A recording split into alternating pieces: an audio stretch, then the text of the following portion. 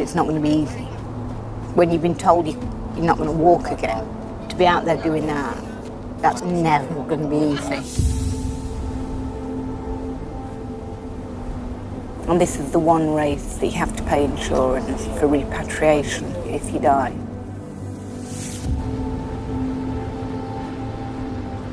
You can see out there people are pushing themselves really, really hard.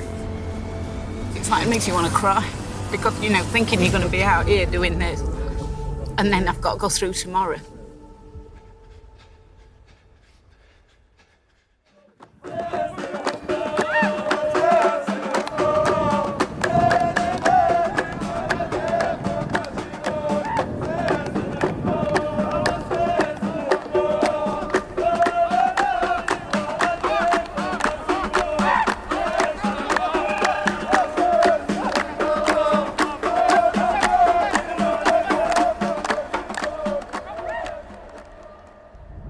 In the Sahara Desert, one of the most extreme races in the world takes place, Marathon des Sables, the Marathon of Sand.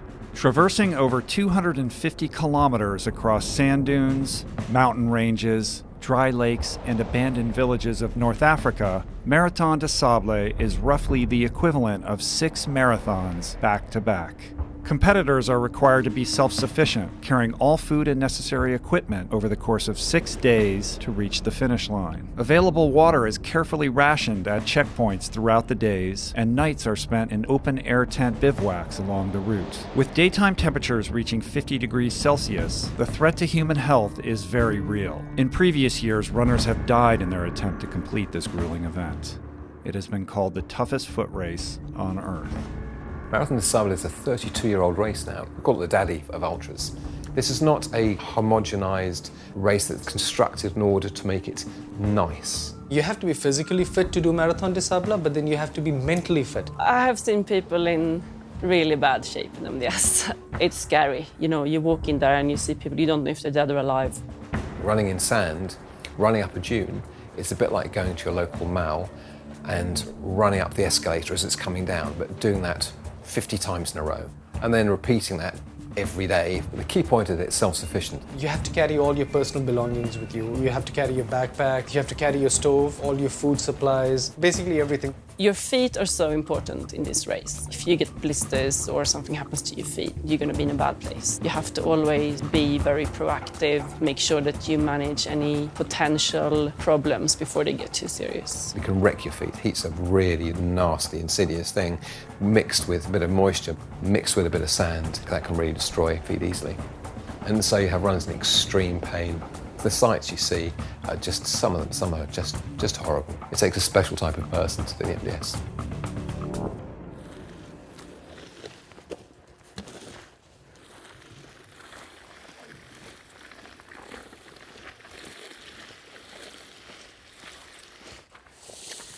A lot of the running I do is about laboriously clocking in things. I'm good at counting backwards. So if I've got 26 miles to run, the first mile, then I think I've got 25, 24, 23. So I do this in a similar sort of way, you know. I'll do 100 pushes with this or whatever, and then I'll go and get my pitchfork and shovel it. It's just mental strength. I'm not going to stop till I've done it. So rather than sit around and worry about it, I might as well just get on and do it. My running begins and ends when I'm actually physically doing it. I don't live running. Running is something I do as a job for the animals. Somebody said to me, you've won a couple of marathons this year, you've done really well, why not do Marathon des Sables next year? And I thought, oh, what's that? I never heard of that. Because I am the most unclued up runner you'll ever meet. And I looked into it. This is supposed to be the toughest foot race on the planet this week in the Sahara Desert. You've got to be self-sufficient, you've got to carry all your own gear. So I used to think you'd drop off the end of the world if you ran past 26.2 miles on a road. It never even occurred to me there were all these strange, weird, wonderful, exotic races in other parts of the world. And I thought, okay, I've done fast races, hard, fast races. I'll do this. I first met Fiona in 2014. She came into the shop and she was just this whirlwind, like she was absolutely mad as a box of frogs. I'm not sure you can describe her in any other term. She is absolutely extraordinary.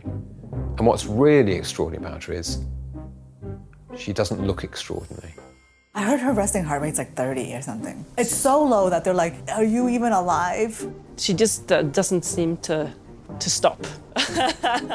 I don't know how she does what she does. So she runs this animal sanctuary with 400 or so animals. She trains like maybe 100 miles a week. She's just so dedicated to what she does.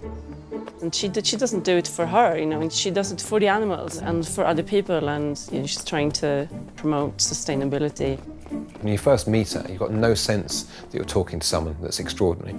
And one of the reasons is that she doesn't self-promote. She has no sense of actually how fantastic she is.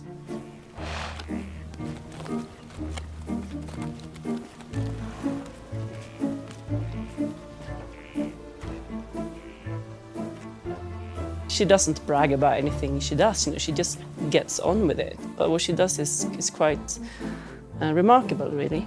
The beauty about Fiona is that she's taking care of, hundreds of animals on her sanctuary, and then she's training and she's, competing in these grueling events. Fiona, she says, I'm not really a runner. Now, how can somebody that runs a 2:38 marathon call themselves not really a runner? I mean, she's not a runner, she's a really good runner. She's a really good runner. I've always felt quite embarrassed when I'm invited to these mega races and people are looking at me thinking, and what are you doing here kind of thing. And I know I don't look the same as everybody else. And when I tell people, I've got like 8th place in the Amsterdam Marathon or like top 20 in London and Berlin and that Great North Run, and these are the biggest races in the world. These are not for messing around with. People are like flabbergasted. It's kind of a funny story with the running. I don't like it. I lack talent. I lack ability. But probably the strength I've got is that I actually do recognise that. But I don't really know too much about running. I don't really care that much about running. I just care about the results I can get from the running. Fiona was a large baby. She was £9.4 when she was born. My GP said she looked like a 3-month-old baby. She lifted her head up immediately she was born and looked around her. And my first words to her were, "Hello, Fiona." I was the tomboy, always outside, love of animals, love of nature. I mean, I was a very, very sporty kid. Everybody remembers me as this like little Duracell bunny that was just always going. I mean, I was like crack of dawn till late at night. Fiona would be buzzing along, and then I lost that. She was always an athletic little girl until she had this terrible problem in the early teens. She started having knee pain. Slightly before my teenage years, I developed a problem with my knee. I was in all sorts of pain, all sorts of trouble with it. So I went into hospital continually having the back of my kneecap scraped off, having the ligaments and things readjusted around my kneecap to kind of pivot it in a different direction. And nothing was really working. That was my right leg that was affected to start with, and then because I was leaning so heavily on my left leg, that became weak and affected. So I was having all these surgeries. It was very, very frustrating. I think I had about 17 operations in all. I was not able to go to school. I was getting too weak to go to school. I couldn't mobilise around the school, couldn't do anything. There wasn't even offered any home tutoring. And then the doctor said, look, we've got a serious problem. There is a massive conglomeration behind your kneecap. It is turning it to jelly. It is crumbling inside and it needs to come out, and it needs to come out quickly. This is going to be a big operation and this is going to be very painful. I have to say I've never been in pain like I was in after that operation. I couldn't lay, I couldn't move in my bed. I couldn't literally alter my position in my bed. I was told I wouldn't walk again properly, let alone be able to do sporting activities, especially things like running, which were high impact. I was going to be registered disabled at one point because it looked so hopeless. So that was an incredibly challenging time for all the family, actually. Oh, it was hell. It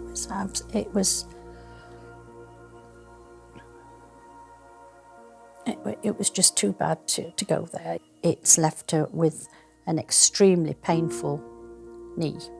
I think it hurts most of the time.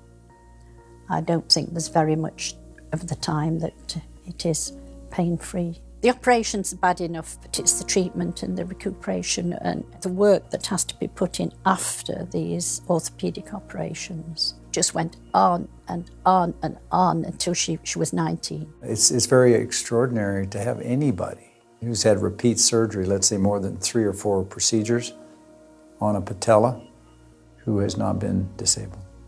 I don't look back at this time. I'm not bitter. It was difficult and I don't like revisiting it, I'll be honest with you. I really do find it difficult. There's been some extraordinarily miserable times, but they've made me the person I am and I acknowledge them and embrace them for that.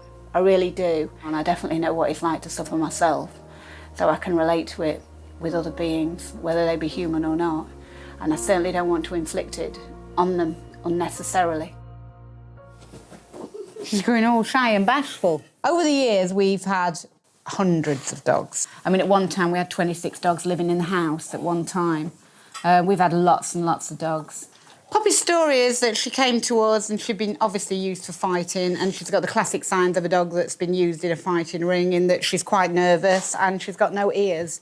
Anybody who knows this particular breed knows that when they fight, they always attack the head, and their ears are what suffer. And unfortunately, Poppy's ears were ripped off in a fight.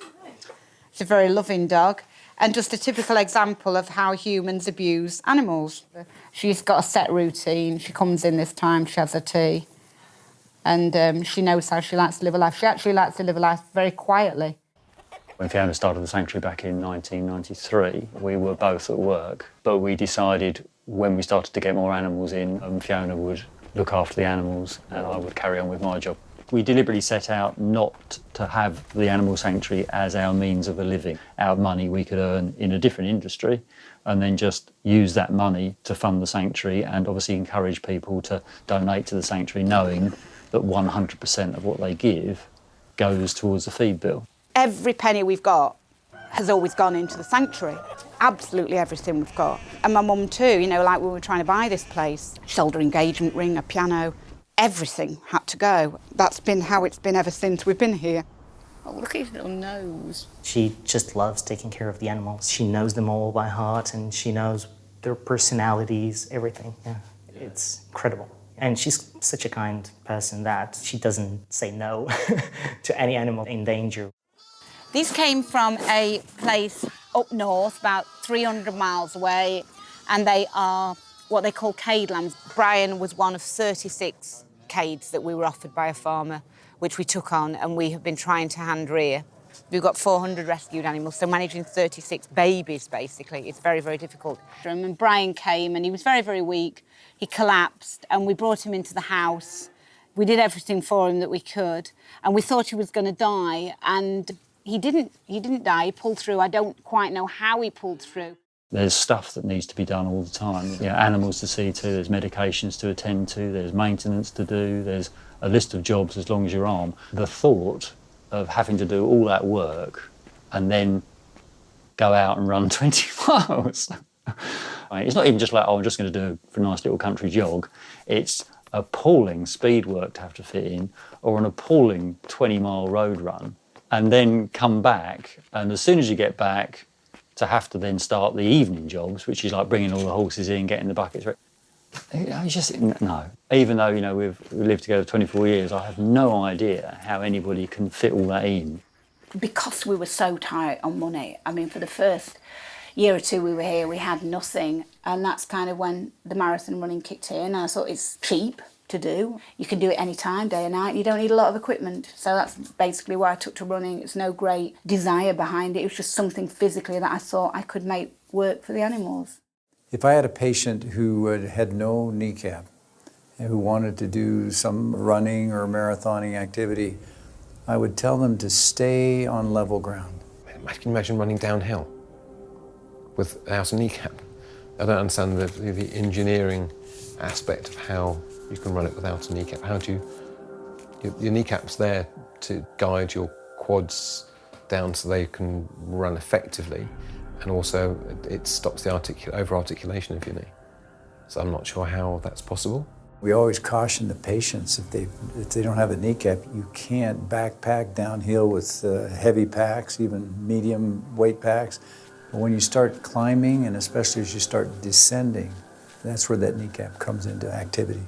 As a physical therapist, I mean, it's pretty amazing when I see individuals competing that push the limits of endurance and strength without certain body parts. And then Fiona's case, here she is, running without a kneecap. It is kind of mystifying, like, how does that happen? But Fiona's found a way to adapt and move her body and challenge it, not just get through daily life and taking care of animals on her sanctuary, but then meeting the demands of an ultramarathon, meeting the demands of a multi-day event.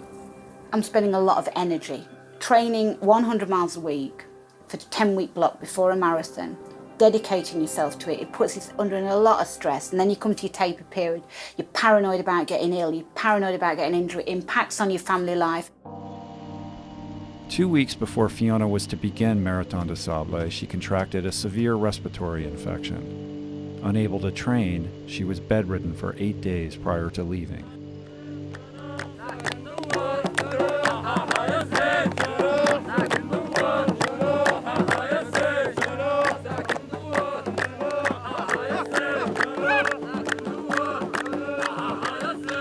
We fly into a place called Ouarzazate, we call the gateway to the Sahara, and even from there, we've got another 6 hours by coach to the start line, and the start line changes every year.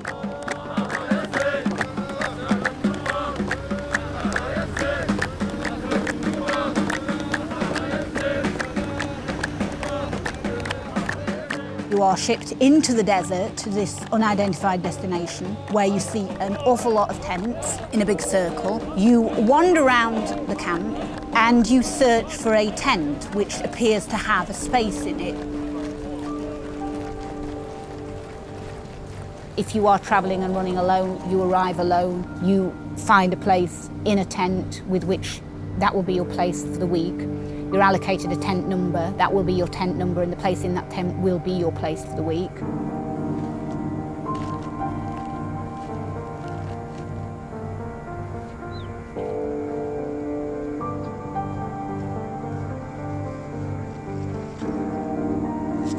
Yeah, it was a long, long journey. I had a dreadful day yesterday. Brian died, the little lamb. And he died in my arms, in my bed, in the middle of the night. 10 days I'd nursed him, and we'd had the vet so many times.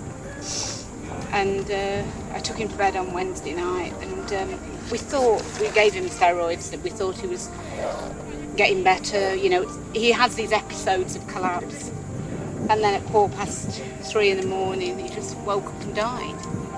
And we've got 38 left, lambs that we're hand rearing, 4 times a day feeding them. And I'm still on my antibiotics till tomorrow morning. My mum's ill. Martin's coping as best he can. I've got the most blinding headache. I've had headaches with this on and off for the 2 weeks. I had to go to the doctor's, I had to go and get some antibiotics, and she gave me a 10-day course to finish tomorrow morning. If I feel ill, I think I've got to make a choice of whether you do something cavalier and just, carry on and think you can brush it. The things I've had in the past, when I had broken toes before now, that's very much, if you can contain the pain, you can contain it, but this is systematic. And so I'm not sure that it's a good idea, because you can't bluff these conditions. I don't know, I just have to say, don't know, that's all you can do. If you don't try, you don't know, that's the problem. Big disappointment, the way I feel, I have to say.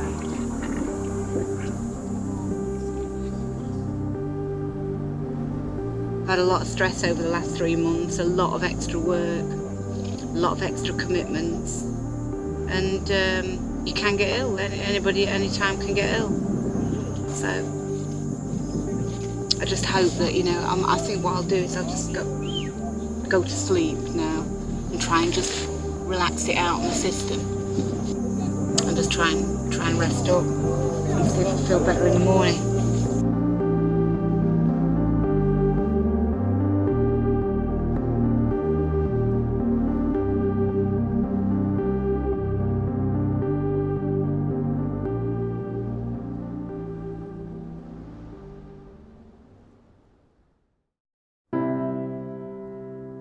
It's a very big juxtaposition to go from one morning you're looking after your animals, the next morning you're in the Sahara Desert surrounded by a multitude of people who are all into their running and into their statistics, and you kind of feel like you don't belong. Unless you know anyone, you are confined with these 7 strangers, male or female, for that entire week. You've got the space in that tent with which your bedroll fits, and that's your home for the week.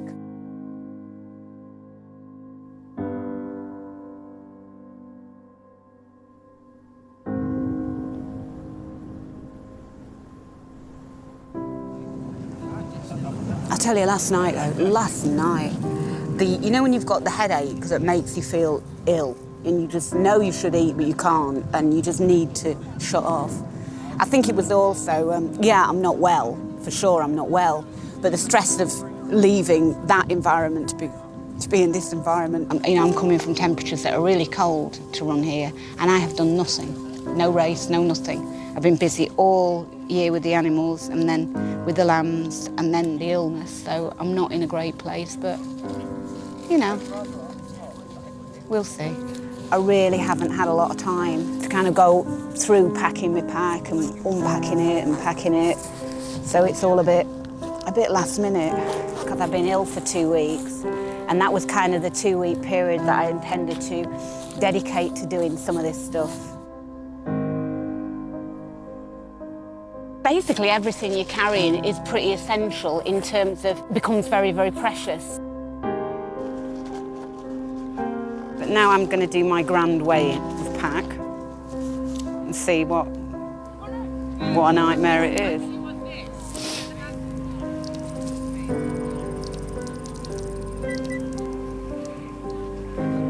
Oh, that's a mother pack. That's an 8.9. That's a heck of a... Yeah, every little thing does add up. And obviously, it doesn't feel heavy when you're carrying it through an airport, but when you're carrying it, trying to get up a sand dune, then you're thinking to yourself, really, I do need to, to lose some here. On the Saturday, you have everything that you're not going to carry with you on the race taken away from you. That is shipped off back to a hotel, somewhere, in a local town.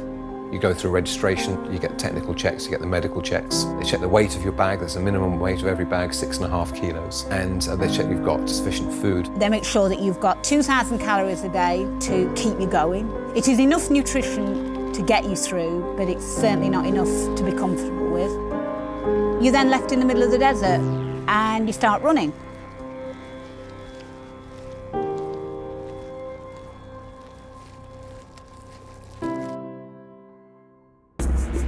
The first stage of Marathon des Sables traverses primarily rolling sand dunes for over 30 kilometers. This will be the shortest stage of the entire race. Runners are given a generous 10-hour cutoff time to reach Bivouac 1, where they will stop for the night.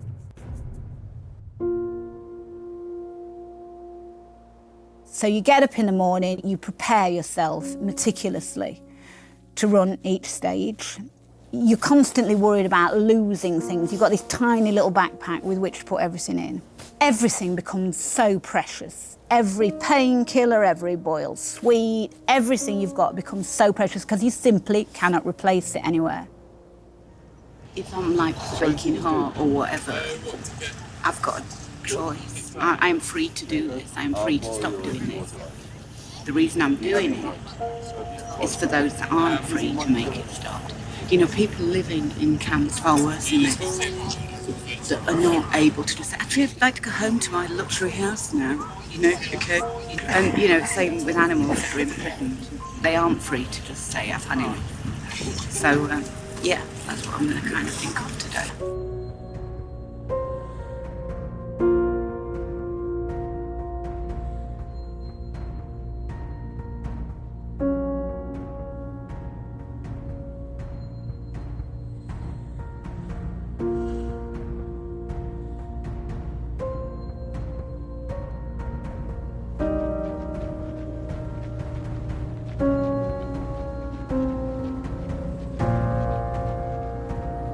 MDS should not be run when you're physically sick. That's something I wouldn't recommend to anyone because you have to be in a perfect state to do that. And even when you're in a perfect state, things can go wrong. But if you're on antibiotics, I personally wouldn't do it. But with Fiona, there's a reason for everything what she does. And the reason is far greater than how she's feeling. The lack of training in the last couple of weeks is not as big a problem as still this thing lurking in my system. Probably another week would have been a lot better for me to recover. When it's actually systematic, you do worry that you can feel yourself starting to boil from inside, so it's very hot. But because you're overexerting yourself, you come in very hot from inside as well. If you overheat, you've got no way of coming back from it. You don't want to be on your maximum out there. So you've got to be able to think, I'm operating at only ever at 80%, with possibly 100% when you're really in the dunes, when you just, that's when you give it your all, because you can't get over them otherwise. Been in some dunes here and I've been literally coming over them, absolutely desperate, thinking I'm really frightened now I've not got any water. If you're in a dune section, you won't come out of it with any water in your bottles when it gets really hard, and it will get really hard. But I have promised that if I genuinely do not think it's the place to be, then I will leave, because obviously I don't want to be coming home in a box. And this is the one race that you have to pay insurance for repatriation as part of the race if you die, because obviously it is, you can see out there, people are pushing themselves really, really hard. I've got my injuries, I've got my problems, so I knew that it's not going to be easy. When you've been told you're not going to walk again as a teenager, to be out there doing that, that's never going to be easy. But I just want to show people it is doable. I hope it's doable, but we'll see.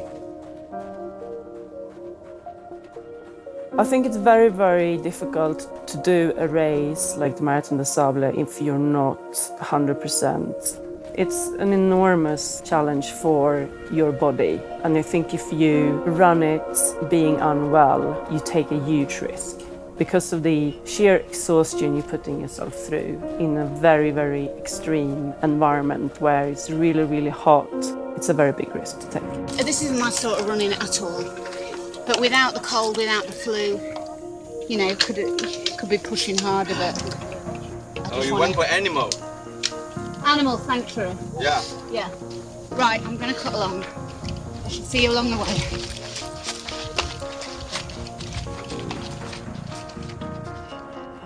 It is quite inspiring actually to see how many women are taking on this challenge. And women are actually, I think, surprising some of the men.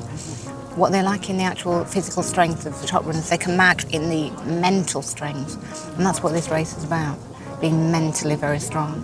It's about determination, and I think women are showing that they can do that equally as well. And I think it shows how maligned kind of women have been through history. It's quite shocking to think 1984 was the first marathon that women were allowed to run in the Olympics. And now you see women out here doing this, doing something that's so physically demanding, and most men couldn't do it. It's just a job to get done. Just do the job, that's all it is. Whatever way you can, just do the job. And the reason you're doing the job is always in the forefront of your mind. It's not pushing your body in terms of running, it's pushing your body in terms of what it will tolerate before saying, actually, no, I don't want to do this, or can't do this. I mean, this is like 30k, there's another 208. And they're harder, a lot harder, all of them. Well, good morning, it's Sunday morning at the sanctuary, and people might be wondering what happens on a Sunday morning, particularly with Percy Bear, now that he's got an increased number of fans. So we thought we'd just have a quick visit to see what he's up to. Percy is the lifelong companion. There's Martin as well, by the way, he's the other lifelong companion, but he takes second place next to Percy. Have you met Percy? Percy is always with Fiona wherever she goes. Normally sits in Fiona's hand, and is shaped like a bear, but a bit like I imagine you see, you have Indian spirits that kind of replicated in different icons. I think there's a spirit within Percy. So Percy is just a little mascot of me, my running, like my cheeky little alter ego that goes everywhere with me now, travelling companion. Yeah, people then say, you know, they ask, why are you carrying that? They ask you the question rather than you forcing it upon them. And it's just a gentle way, a more subversive way of drawing people into the story. Somebody in Brazil started the Percy Supporter Group, and people from all around the world started to send me bears for the Percy Supporter Group. So I put them all in here, and that's where they live. You can hear Fiona a long time before you can see her shouting, "Can you take a photo of me and Percy?" That's how you know that Percy's got a tiny body, great big personality, absolutely inseparable. When Percy's there, people tend to laugh and they joke, and it's kind of an olive branch to say I'm not threatening, and it helps me as well. I've got another mouthpiece where the focus of attention is not necessarily always on me because I don't actually like it too much. Everybody's counting like grams. Obviously, I'm counting grams, and then all of a sudden, in goes Percy, and he's not actually that light, actually. I think he's gaining weight. I'm not going to let him sit at home. He can suffer it with me as well. Stage 2 of Marathon des Sables covers 39 kilometers with a cutoff time of 11.5 hours. The first 25 kilometers consist of rocky plateaus, hills, and sand dunes before making the steep climb and descent over the mountain pass known as Alutval Jebel.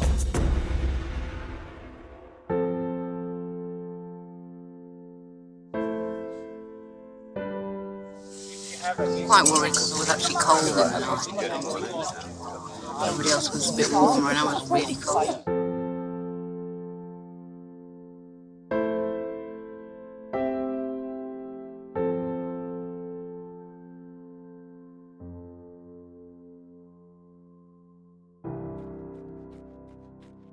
You're amongst best part of 1,000 people, usually 1,000 plus other people, 35 nationalities. It attracts people who want a lifetime adventure, and they get it in spades on the MDS.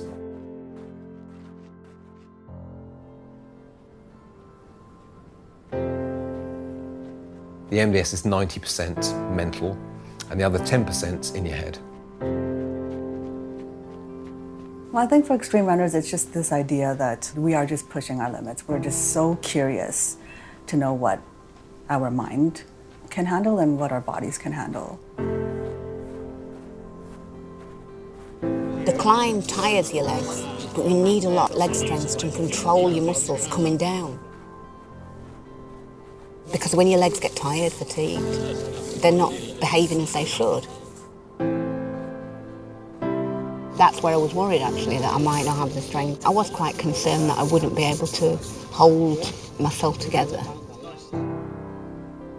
Just thinking, I'll go for it. I just want to get down.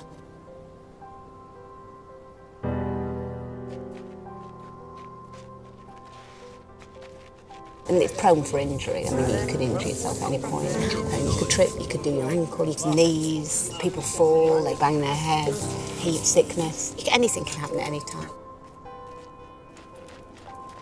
Actually, when we came off the jebel, I felt really strong. And I ran into the checkpoint, and it's when I stopped, I felt awful. I started to feel very, very sick.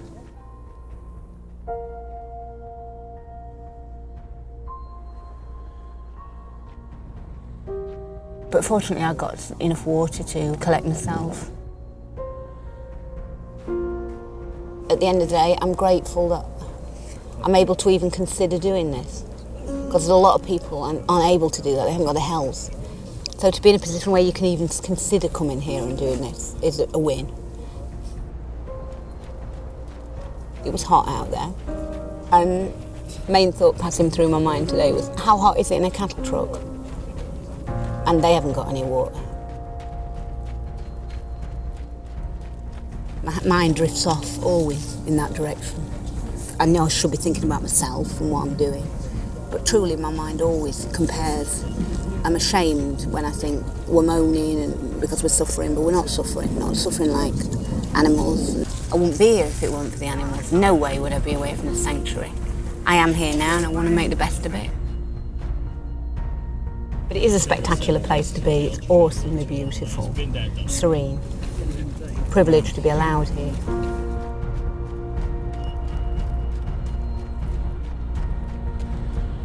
When you can see the finish, if you can jog and run into the finish, it gives you think, well, I did actually get it right. I didn't actually crawl into finish and have to walk in and collapse.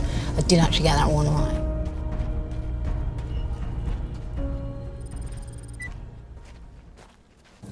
So, after a long day in the desert, a hearty meal is required.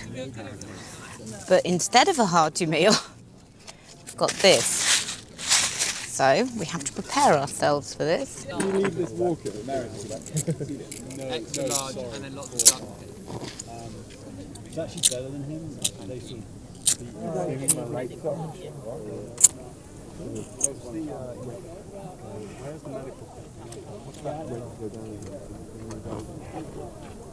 not too bad. Yeah, plenty of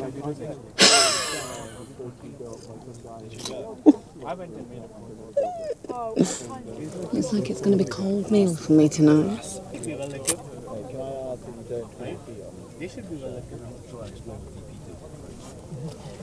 Profond show. Literal translation. I would be meaningless. I won't touch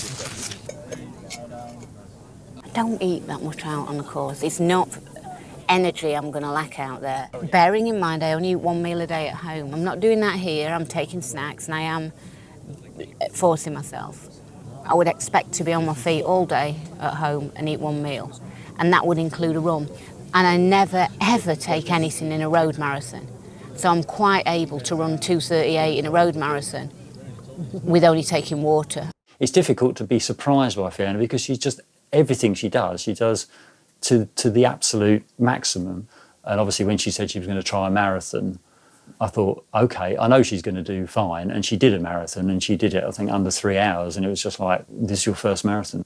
When she started, winning marathons and winning local events, you say, oh, right, okay, you've won another one, And obviously she was doing it, to try and build herself a platform from which she could speak. And she found that, obviously, from winning local races to winning marathons, still wasn't giving her the platform she wanted, which is when she started to turn to the endurance events.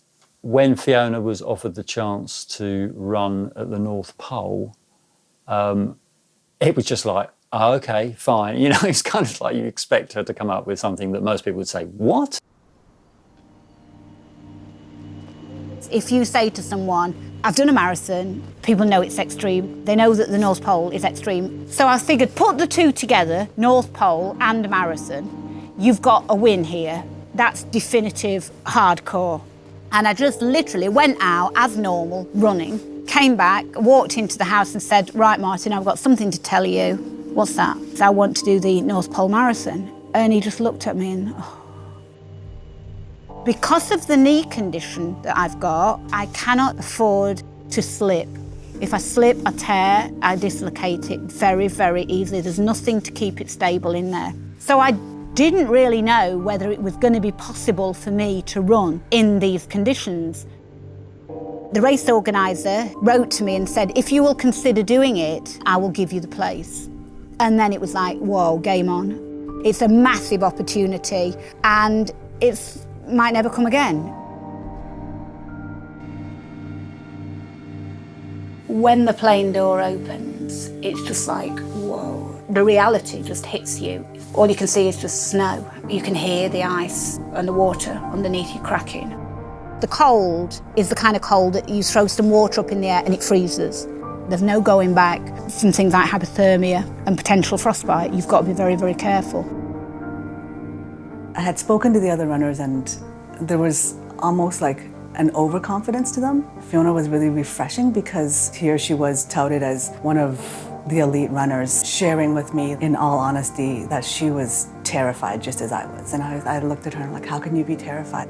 So we're laying there in our cots and just like staring up at the tent ceiling going, this is gonna be brutal. And she's like, yep, it's gonna be really hard.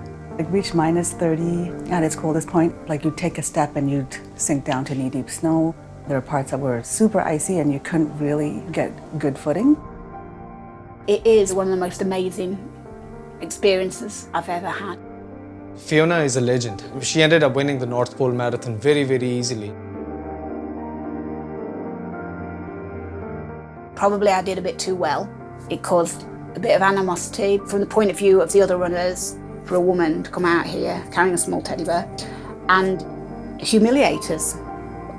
I placed with the men, got the course record. I came in like 6.5 hours later and she hugged me and she just said, I am so proud of you. And I was like, really? Like, you've been laying here for 6 hours waiting for me to finish. She's like, yeah, but I think you're the toughest. She's so incredibly strong and she kind of denies it in herself, but she's so willing to acknowledge it in others. Honestly, like I've never seen someone so strong and so humble.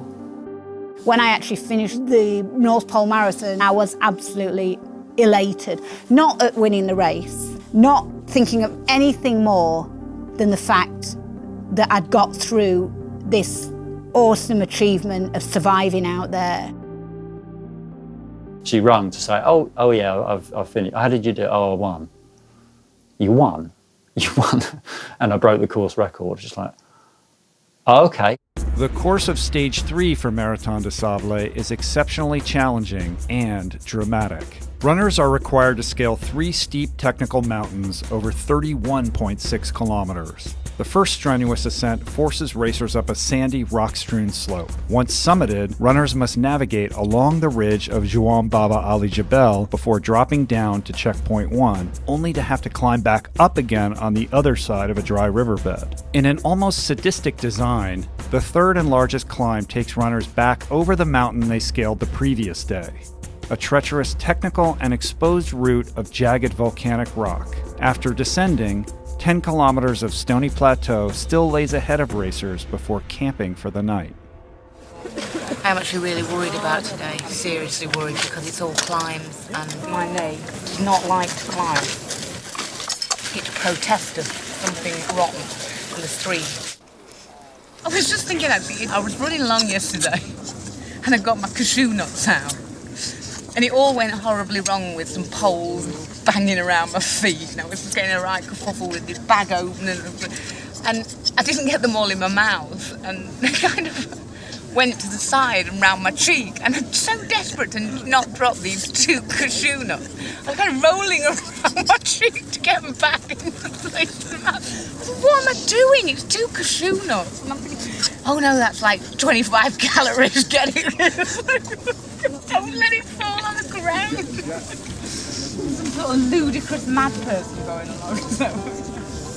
But it puts it in perspective. Too much perspective.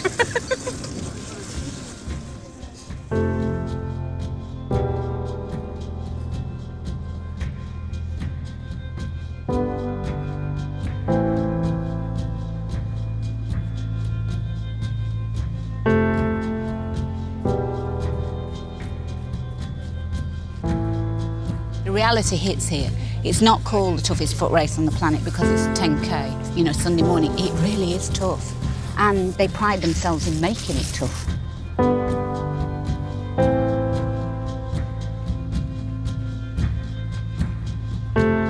It's hard and it's long and it's relentless. It's completely alien. And you just want it to go away.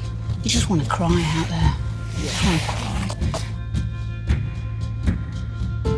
Got a faint idea of what the climbs were, and I thought, oh no, they can't be including all those in. But they did.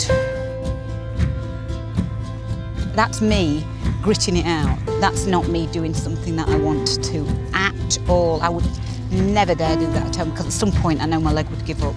And today when they said the 3 climbs, I thought if there's 3 climbs, there's 3 descents. That's a problem to me. It genuinely is. I mean, it's brutal. I think people would be shocked to see what you've got to do. It's nothing to do with running. It's almost like rock climbing, so steep and sandy, and you're just left to your own devices. You get frightened. You think, I can't do that. I cannot do that climbing. I literally can't do it. And I can't use my right leg. It's not got the power that my left leg. So everything has to be done from the left leg. That scared me. That really scared me. This is somebody who was told they wouldn't walk properly when they were younger. It is insane. You wouldn't be allowed to do it in any other country. You wouldn't get away with the health and safety. You just wouldn't. It's mental. You do see grown men cry out there.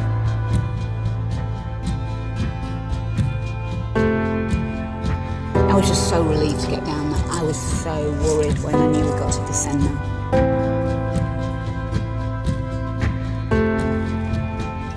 Man, that was hard.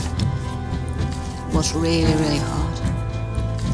I just wanted to sit down and cry and say, I just don't want to do this. Just don't want to do this. Just don't want to do it. I'm doing it for the animals, I'm not doing it for me.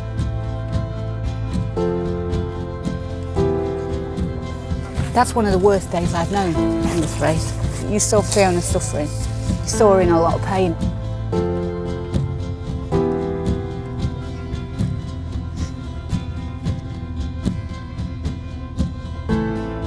The most important things that you're going to do is get ready for tomorrow if there's going to be a tomorrow. You've just got to prepare for it. This is one thing that it makes me really appreciate when you get back home. One tiny drop of water and a towel, and it feels so good. It feels better than any power shower you could ever go under. You know, because you're here in these conditions and you're really appreciating it. It really is. You know, you use every inch of everything, something that in the West we're guilty of not doing. I'm not saying everybody should live like this, you know, or I'm asking everybody to live like this. I'm just asking people to consider that people do have to live like this and how lucky we are to not do. As you can see, my toenails are now so blistered they're coming off. No point in trying to keep them on. I'll just pop them and put iodine on. Yeah, I'm about to lose my big toenails, and they are sore. They are like sore, man. They are really, they got some bashing.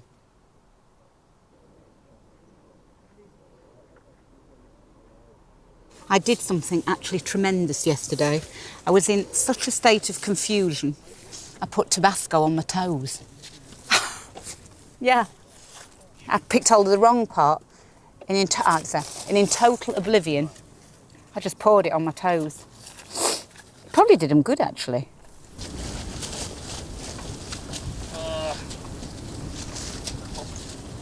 Damn you. This is a sandstorm, I think.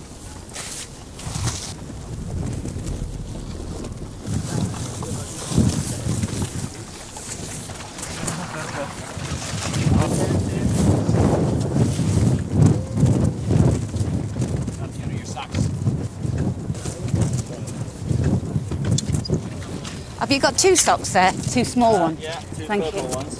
See, and there, it just blows up like that. It's weird that the helicopter came and suddenly started. Fiona has some remarkable achievements under her belt, and she doesn't really get the media attention that she actually deserves. When I came back from the North Pole Marathon, the BBC contacted me immediately. They said, we'd like you to come up to Salford. We'll pay your expenses, which was a big thing for me. Bring your mum, that's fine. We'll get your hotel. We want you to open and close BBC Breakfast. And the researcher said, there's just one thing. We would prefer it if you didn't mention the fact that you're vegan. And I thought, but that's the whole part of me being there. That's the punchline. That's the barrier to getting the athletic achievements out there. It's because I've done it with a hidden agenda as far as they're concerned. I wanted to do it to promote something which they're not happy to promote.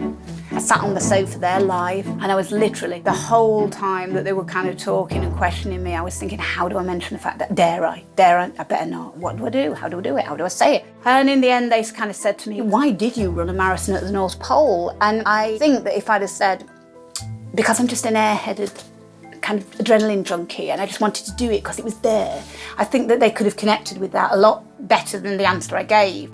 I'm a lifelong vegan, and I'm a patron of the Vegan Society. It's their 70th anniversary next year, and I was looking to do something really, really special. So I just thought, what's the most extreme thing I can do? I've done a lot of other marathons. As I say, I wanted to prove I could do it on a vegan diet and raise money, because I run an animal sanctuary, so help them as well.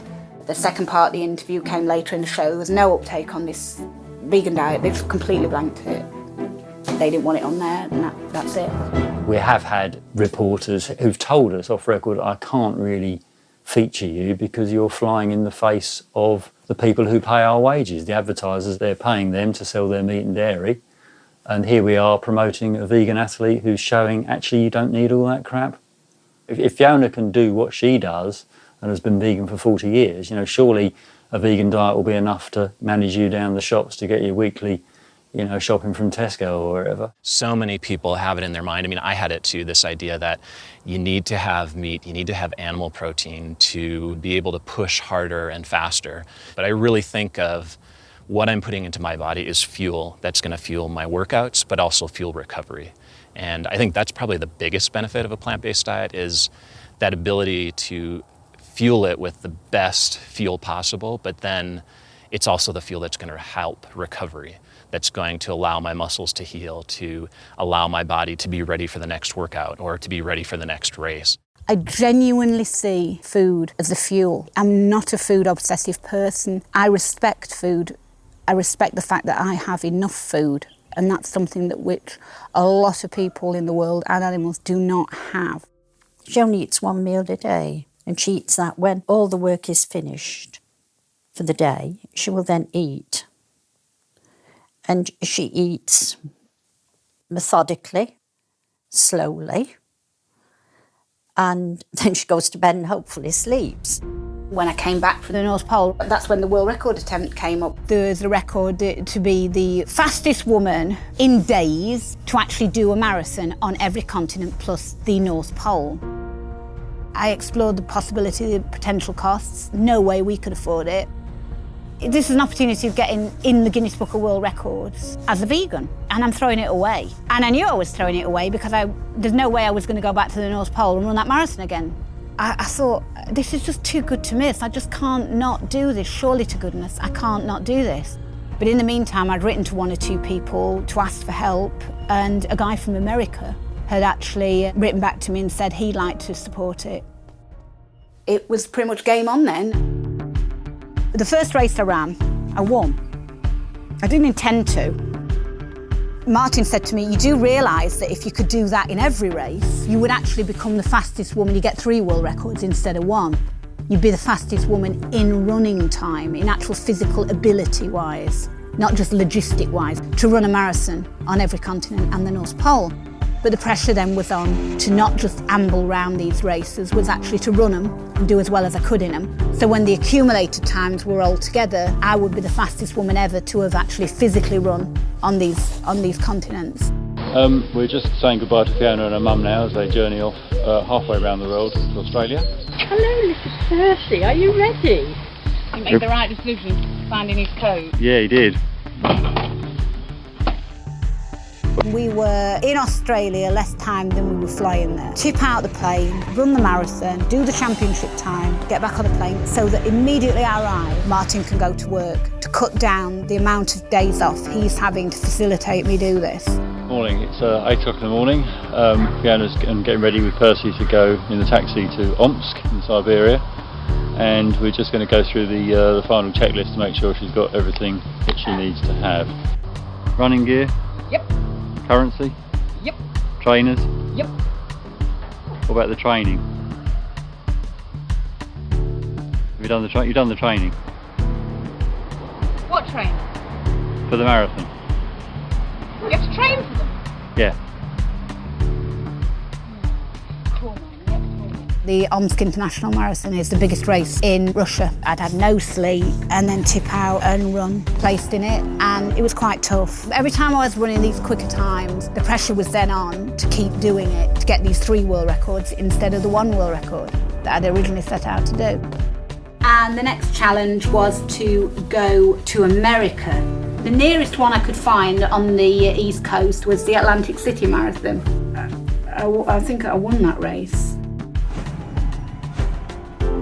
When we arrived home, I was quite poorly, and I remember, I think I got about 12 days before I got to go to Africa. And I don't know how I got through it, but I did. And I did the time I wanted to do in it. So now it was back home to the UK, try to recover to do the last 2 marathons in this series. You're getting more and more tired, more and more prone to injury, fatigue, illness as well. You get very, very stressed out. You've only got one chance, and if something goes wrong, the whole thing's out the window. On the morning of stage 4 of MDS, Fiona discovered that the soles of her shoes were disintegrating. The previous days of harsh terrain running on volcanic rock had taken their toll. They've just ripped to pieces underneath. And it's both of them. It just basically took the soles off, the tread just came off. They're not particularly built for hours and hours of climbing and descending in very, very hostile and hot terrain. They're built for road running. My shoes really didn't occur to me because I've tried and tested them so many times it didn't really occur to me, but that just shows you what this race is. It throws up things that you don't expect. As I say, I've created a sole with this, and if you were then to get some gaffer tape to hold this in place, or just keep putting gaffer tape round to give layers. And if your shoes go, you go home. There's nothing you can do. Mark down there is going to lend me some gaffer tape, and I'm going to try and tape them and see how far I get.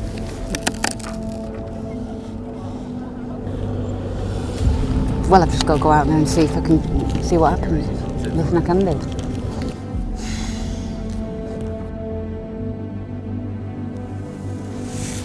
Stage 4 of MDS, also known as the long stage, is the equivalent of 2 marathons back-to-back. Runners are given 36 hours to cross the 86.2 kilometers of dunes, dry salt lakes, riverbeds, and jebels along the route. Runners must push through the night to make Bivouac 4 in time to avoid disqualification. In an effort to try and preserve her shoes' remaining tread, Fiona decides to walk the entire stage with her fellow tent mates.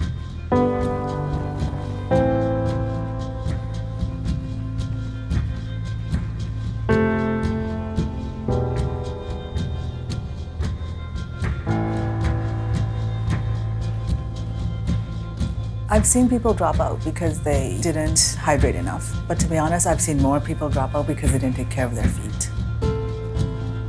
It's the combination of the heat and the sweating of your feet and, you know, the roughness of the sand and the sand getting into your shoes. It's like the perfect storm of why people are forced to drop out.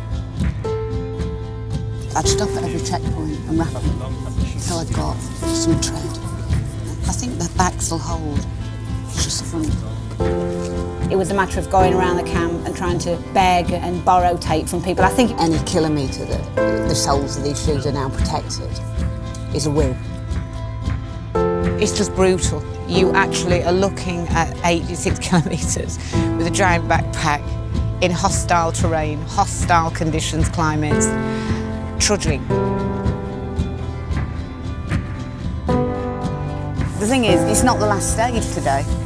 So even if you get through today on those shoes, you've got a marathon to worry about on those shoes. The whole stage, it had to be weighted. What do? Do you hammer your shoes and try and get off your feet as quickly as possible, but risk hammering them too much so you can't actually enter the marathon stage? Or do you take it really, really easy, watch every step and try and nurse them home?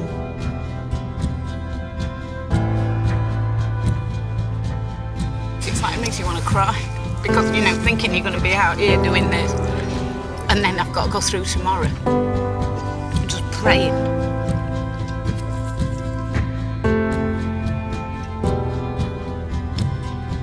It's grim when you look at to think, right, you know, 86 kilometres, even if you do a relatively decent pace, factoring in stops, you're looking at a cosy 23 hours.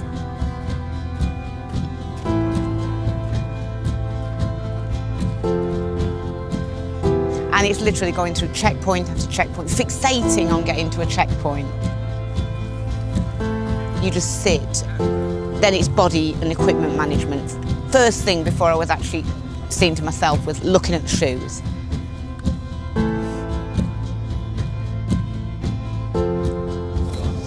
I just laid in bed last night and thought, I'm not doing it, I'm not putting myself through that. The disappointment of having to go out there now, knowing that you probably might have to pull out because of your shoes.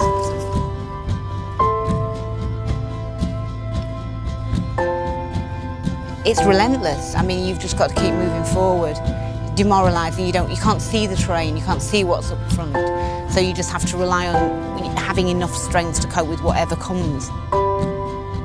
Night's just a different game to running at night as opposed to running in the day. That's when the demons come to play at night. And they do play some fairly nasty tricks on you, so it's really hard. You've got to go dig really deep to get yourself out of some of the holes that your mind puts you in, and that requires extraordinary depth of character.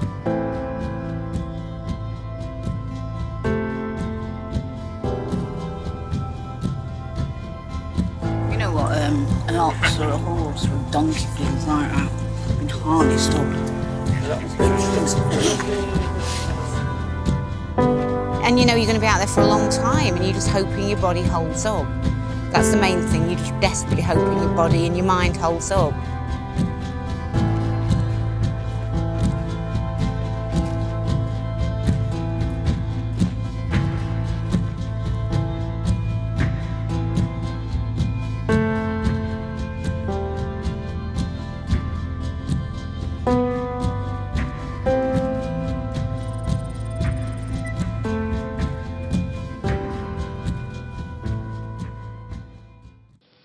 Well, we're just waiting for the taxi to come to take Fiona to the airport. For what? The annual Egg and Spoon? Competition. That's what you've been training for? Yeah. But it's not, that's not right. I think you're going to run across the desert. No, It's no, not I an think it's an egg and spoon competition. So you're telling me all your training has been based around Egg and Spoon? Oh yeah, we've got the egg and spoons here that we've been training with. That's a Peppa Pig Egg and Spoon set made of plastic. Yeah. Well, I'm sorry, but that's not right. You're going to have to give those to me, and you're going to have to put that backpack on and run across the desert, unfortunately. We went off to South America, and I have to say, if I'd have known what I was letting myself in for, I question whether I would have actually gone. It was so horrible. And I'm forever grateful that my mum actually went with me and witnessed it, because if she hadn't, I don't think she would have believed it. The Atacama Volcano Marathon is extreme in a very different way to the ice marathons.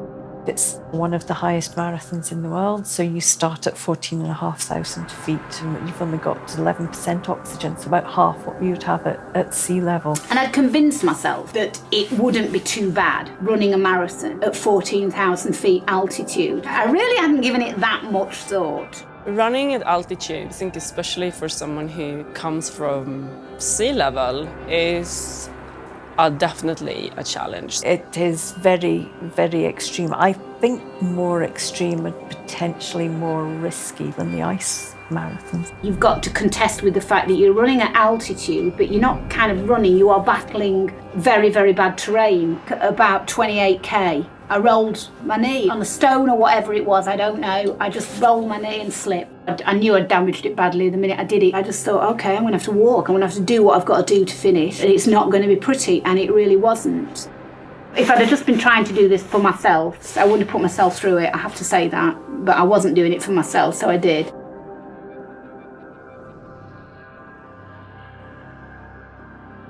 And I remember laying in the back of this ambulance, 14,400 feet up the side of a volcano in the Atacama Desert, thinking, how the hell am I going to recover from this? The doctor has just told me that I am not going to run again this year. It was November the 14th.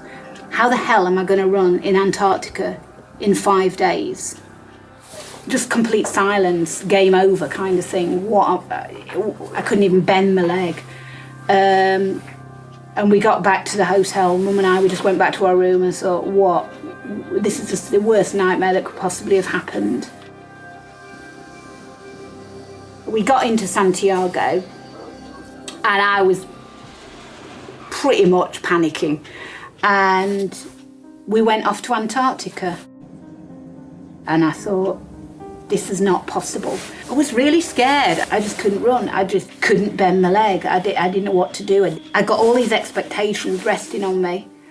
Guilt, fear. I've got these world records. You know, I'm dicing with whether I can do them or not. I've failed, basically. I just thought, how am I going to possibly keep warm? It was very, very cold.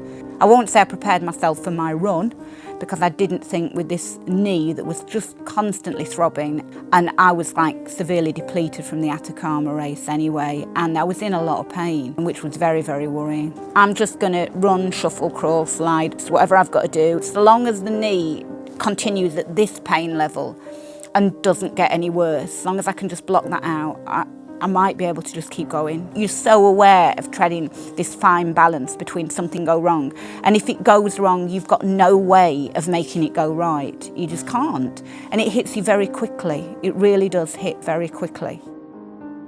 1 minute you're running in fog, and the next minute it's just like some curtains been drawn in front of you. It was absolutely majestic, just the ethereal beauty of looking around you and seeing nothing and no one and think, like, check this, I'm in Antarctica, wow. As the kind of kilometres or miles ticked by, I realised that I was beginning to catch runners. I don't know, it was like this total epiphany. The Fiona that had been worried and in pain with the knee kind of left my body, and the spirit of a new Fiona came into my body, and it was like, wow, perhaps I'm not going that slowly, perhaps this isn't completely out the window, perhaps I can still salvage something from this race, perhaps I can, dare I say, break this record of being the fastest woman in actual running time to go to these continents, these extra 2 bonus world records, and dare I even dream it, that I can win it.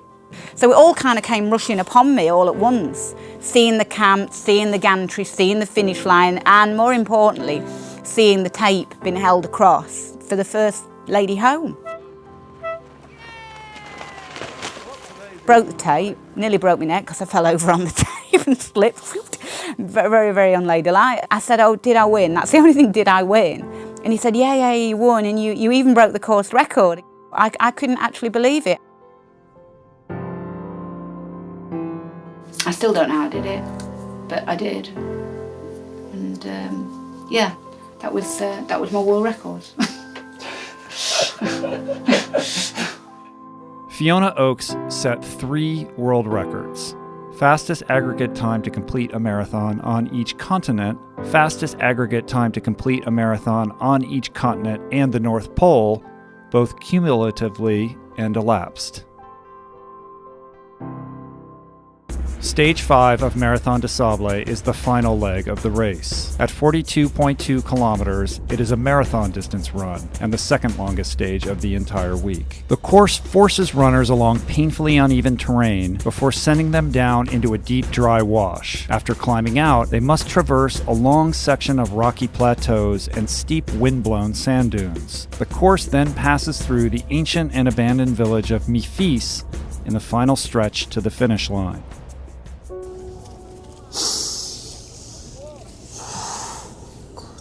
That really, really stung.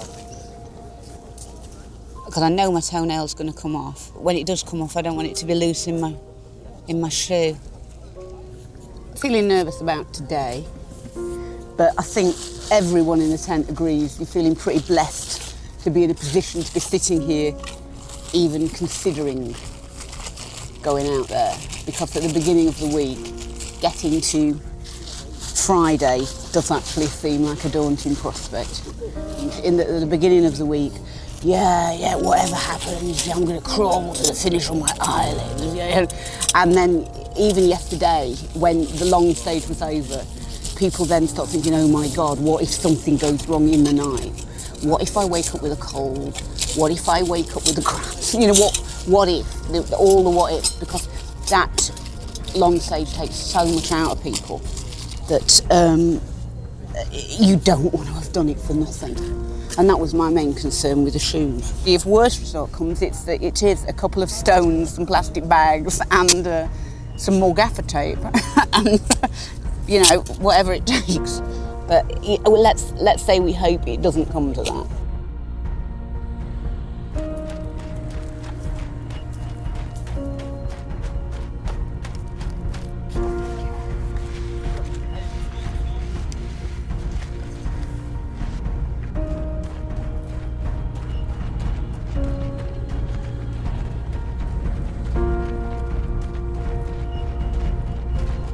People listen to Fiona talk and they come to me afterwards and say, you must be very proud.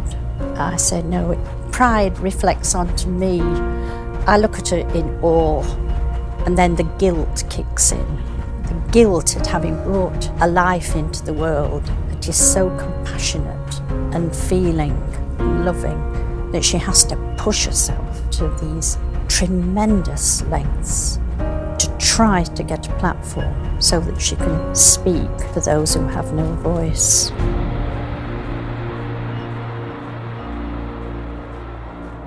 I've been very strong, but I am very, very sensitive. I abhor cruelty to humans and animals alike. I don't think that in the 21st century especially, people should be suffering, and I certainly don't think animals should be suffering at people's hands. I can't turn a blind eye. It's not in me to do that. I always want to try and do the right thing and do as much as I possibly can whilst I'm here and able to do it.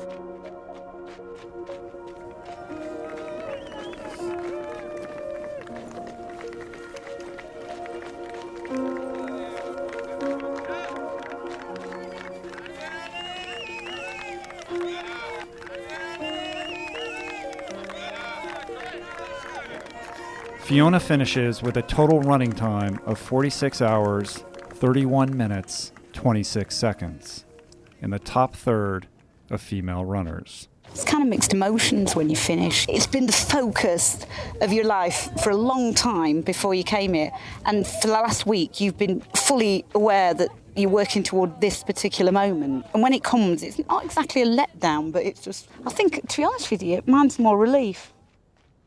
I'm all talked out about it now. It's done. It's over. Yeah, we've done it. So it's move on and do something else now. Go home, feed my lambs. That's what I want to be. So much want to be. So, yeah, that's what it's all about.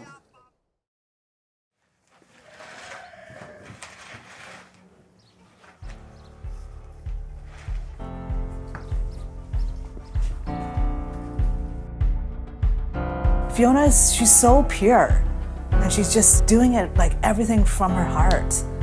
She's not defined by a physical condition. She doesn't define herself by her extraordinary running. She does this completely selflessly. For her, it's her passionate belief about veganism and about her animal sanctuary. Part of what makes her so incredible is that she's just so humble. Her life and her work with the animals, with her sanctuary, drives her. It gives her a focus for her running. For so many reasons, I want Fiona to succeed in her running and her advocacy. I think sometimes people look at individuals like Fiona as like, oh, they're superhuman. Maybe she does have some genetic abilities that have helped her, but she's got an incredible amount of will, and she's a great example for what you can continue to do throughout a lifetime.